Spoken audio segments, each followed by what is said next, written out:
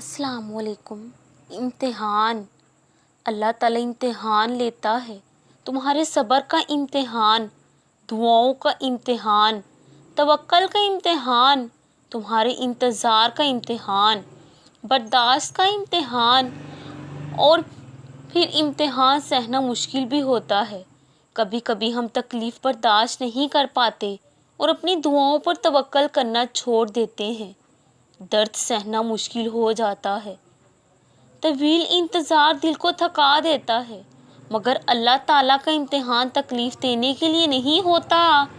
غور کرو تو پتہ چلے گا کہ جب تم اس امتحان میں نہیں تھے تب تم اللہ سے اتنا قریب نہیں تھے جتنا اس درد نے تمہیں اللہ کے مزید قریب کر دیا ہے۔ تم دیکھو گے کہ کیسے تمہاری دعاؤں میں خلوص بھر گیا ہے، بھروسہ آ گیا ہے۔